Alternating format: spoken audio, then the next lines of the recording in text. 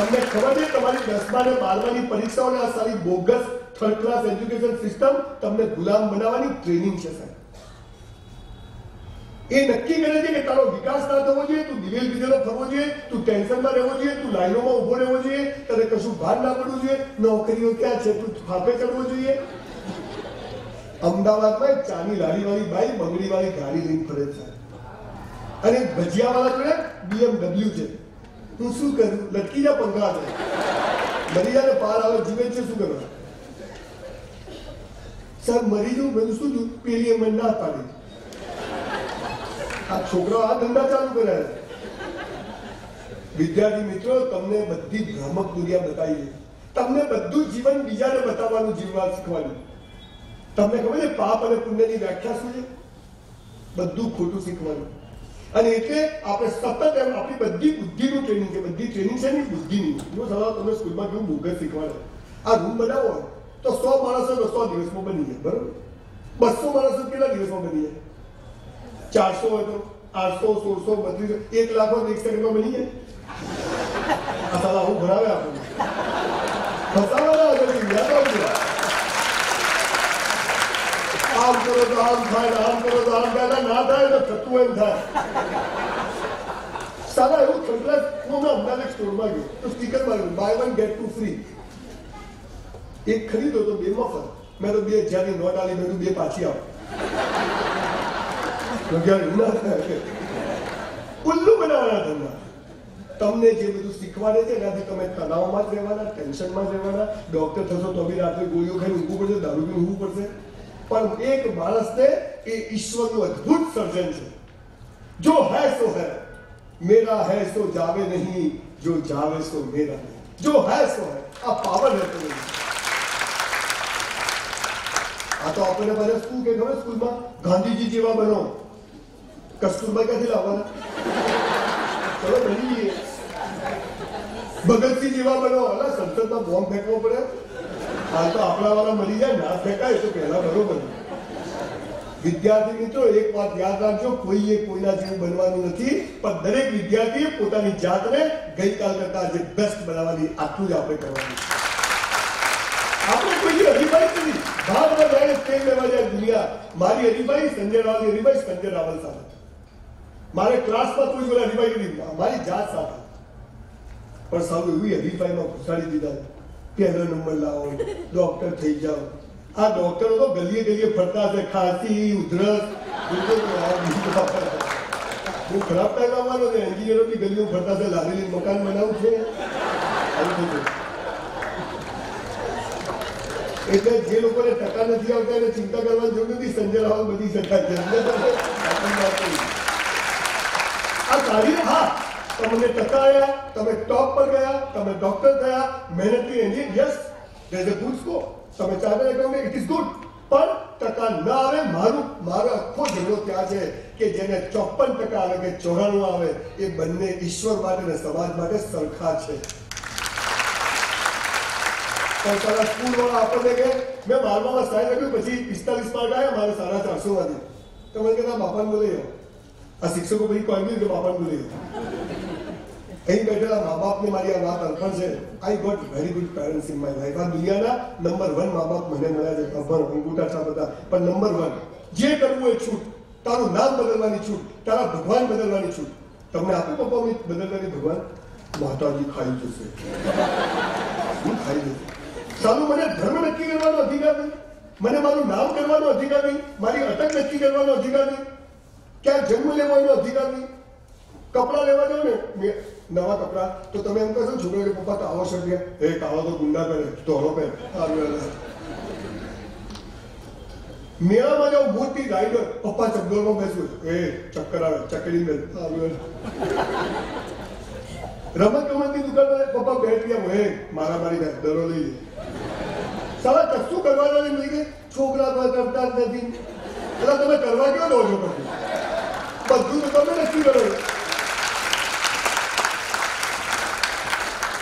સ્કૂલમાં ગયા એટલે મારા પ્રિન્સિપાલે મારા બાપુજીને કીધું કે તમારો છોકરો નલાયક છે, રખડેલ છે. મારા બાપુજી શું કહે ખબર ને? મિસ્ટર સંભાળીને વાત કરો. મેં તો હવે વાંધો નહીં. મારો બાપ મારી જીવનમાં તો ડરવાની જરૂર ખરી. અહીં બેઠેલા મા બાપોને કહું છું, ઈશ્વરે તમને અદભુત બાળકો આપ્યા છે, હંમેશા એની ફેવર કરજો. એનો ખરાબમાં ખરાબ સમય હોય ત્યારે તો સૌથી વધુ એની જોડે ઉભા રહેજો. મા બાપ એ બાળકોના માલિક નથી, ટ્રસ્ટી છે. ખલીલ જીબ્રાને વાંચો સાહેબ. ઈશ્વરે 2-4 નોટ આપણને હોપી છે, સાચવવાની છે, અને પછી ભણાઈ કરીને છોડી દેવા.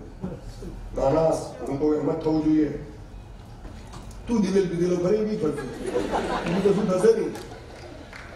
એક બાળકને જીવન જીવતા શીખવાડી દો સાહેબ, પછી એ બૂટ પોલિશ કરે કે બૂટની ફેક્ટરી કરે, એ હંમેશા ખુશખુશાલ છે. આ આપણે શીખવાડવાનું. તમે જુઓ આપણે શું ધંધા ચાલુ કર્યા છે. તમારું બાળક સ્કૂલથી ઘરે આવે સાંજે અને આવીને દફતર મૂકે, બૂટ ખેંચે, કપડા કાઢે, મમ્મી નાસ્તો ખાઈ લે.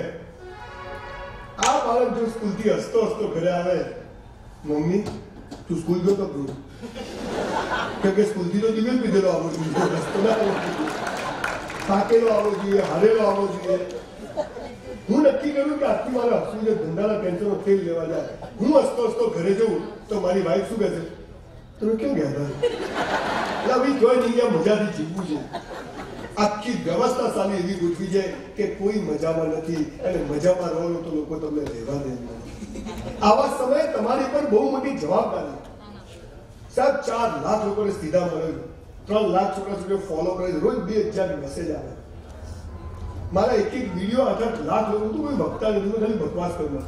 8 લાખ લોકો મારા વિડીયો જોવે, કરોડ લોકો સુધીની રીચ પહોંચે. મને એમ થયું કે ટાલિયા તારી વાતમાં દમ છે, સલાહ ચાલુ રાખતું બધા, જે હું તમને અગાઉ કહ્યું. અને એટલે 10મા 12માની પરીક્ષાઓ, એના રિઝલ્ટ, એ બધું જરૂરી છે. Yes, this is part of a system. પણ એક એવી પણ સિસ્ટમ ઊભી કરી શકાય એમ છે કે જો બાળક સખત મહેનત કરે છે અને પરિણામ જ નથી આવતું, તો એને કમસે કમ એવો તો અહેસાસ ના કરાવો કે તું નકામો છે. 12માની એન્યુઅલ એક્ઝામ આપી, મારા બધા મિત્રોને 90% ઉપર આવ્યા. સંજય રાવત 54%. ચેક રિટર્ન એન્યુઅલમાં સાયન્સમાં. હું ઘરે આવ્યો ને સાહેબ, મારા બાપુજી મને મારું મોઢું જોઈને એટલું જ કીધું, મને કે પાસ થઈ ગયો. મેં કીધું બચી ગયા. આ તો મા બાપ શું કે અમારી ઇજ્જતની પથારી ફેરવી કાઢી, એટલે એની બી ફરી ગઈ છે, એની બી ઇજ્જત ગઈ છે બાપરાની. એક બાળકને રોજ એની પીઠ થાબડો, એ ક્યાં નીકળી જશે સાહેબ તમને ખબર નથી. જીવન ગણિતથી નથી જીવાતું. એક બાળક અનંત સંભાવનાઓ લઈને, અને એટલે મેં નક્કી કે મારી યુનિવર્સિટીમાં સારી કોઈ પરીક્ષા નહીં, 10માની ને 12માની ને એફઆઈ ને એસવાઈ મેટ્રિકમાં કોઈ પરીક્ષા વિશેના કોઈ પરીક્ષા બોલો. હું અહીંયા બોલવા તો તમે પૂછું તમે કેટલું ભણેલા છો, કોઈ પૂછતું નથી. આપણે 60 વર્ષમાં નોકરિયાતો તૈયાર કર્યા, પણ બિઝનેસમેનો તૈયાર કર્યા. આપણે ગુલામો તૈયાર કર્યા, પણ માલિકો તૈયાર કર્યા. તમે જુઓ દેશની કેવી કમબખતી છે. મેં હમણાં ફિલ્મ બનાવી છે, વિટામિન સી. આ બે બોલ મારે મારી ગુજરાતી ફિલ્મ છે, ધ્વનિતને લઈને એક ફિલ્મ બનાવી છે. 5મી મે રિલીઝ થતા જોજો, બ્રાહ્મણનું ઘર ચાલે. ફાયદાની વાત કરી લેવી ભાઈ. ફિલ્મ ઇન્ડસ્ટ્રીમાં કલાકારો, ડાયરેક્ટરો બધા કરતા સૌથી વધારે પૈસા કોણ કમાય ખબર? પ્રોડ્યુસર. કોણ કમાય? કોણ કમાય? પ્રોડ્યુસરનો કોઈ કોર્સ છે? બોલો, જો સૌથી વધારે કમાનો એનો સારો દેશમાં કોઈ કોર્સ જ નથી. અચ્છા, બીજો નંબર, હવે તમને સીધી સમજ પડે. કન્સ્ટ્રક્શનના બિઝનેસના સૌથી વધુ કોણ કમાય? જમીન વાળો કમાય, બિલ્ડર કમાય, આર્કિટેક્ટ કમાય, ઇન્ટિરિયર કમાય, કે ઘરાક કમાય, કે કડીઓ કમાય? બિલ્ડર. બિલ્ડરનો કોઈ કોર્સ છે? બોલો, સારા જે સૌથી મતો એ તો ભણાવતા જ નથી.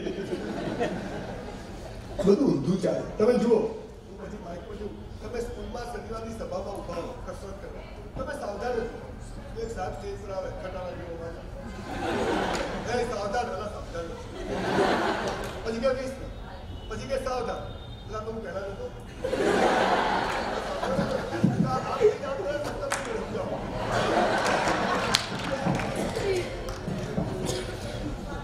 પછી કે ડાયમંડ, પછી કે બાયમંડ. એટલે હું સીધો ઉભો, તને તકલીફ છે. પણ આ સેમી ટ્રેનિંગ છે, ખબર છે? તમે ગુલામ હતા, તમારે ઓર્ડર લેતા શીખવાનું છે, ઓર્ડર આપતા શીખવાનું. અંગ્રેજો બહુ હોશિયાર હતા. એમને ખબર છે દેશને આઝાદી નથી આપી, એટલે આપણે શું કર્યું? 5 વિષય દાખલ કર્યા. ગણિત, ભૂગોળ, વ્યાકરણ, પૂછડું. એક જ જેવું ખટારા જેવું વર્ષોથી ભણવાનું, રોજના 6 લેક્ચર ભણવાના. એટલે એવું ના થાય આ 20-20 કિલો વજન ઉપાડી જઈએ, એના પછી એવું ના થાય કે આજે ખાલી ગણિત જ ભણવાનું આખો દિવસ, આજ આખો દિવસ ઇતિહાસ જ ભણવાનું, આજ આખો દિવસ જોગ્રાફી. નથી. તો કે બાપા કહ્યું મજૂરી તો બંધ થાય નહીં, 2 ચોપડી લીધા આવે. પણ ના, તમે તો વોકાત થઈ જવા જોઈએ આપણે. 12મું પતે એટલે શું થશે? અચ્છા, સ્કૂલમાંથી પીટીના ટીચરો કાઢી નાખે. હું સ્કૂલ કોલેજની બહાર છોકરાઓને જોઉં છું, પાનના ગલ્લા ઉપર 3 બટન ખુલ્લા હોય, પાછળ દેખાતી હોય, પહેલી બીજી ત્રીજી. આટલે પેન્ટ પહેર્યો, લો વેસ્ટ. સાલા તારે વેસ્ટ જ કહે છે, ખેંચો તો ઉતરી જાય.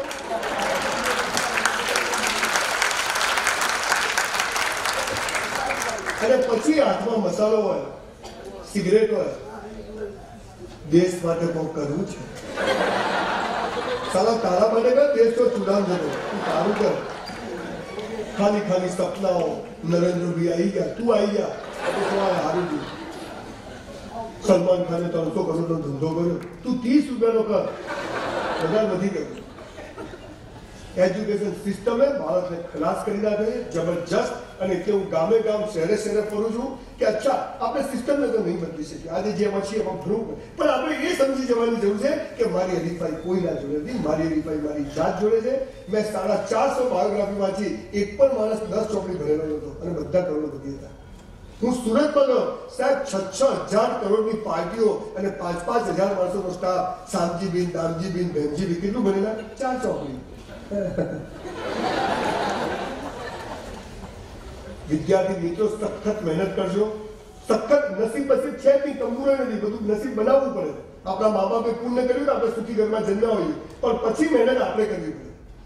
ધીરુભાઈ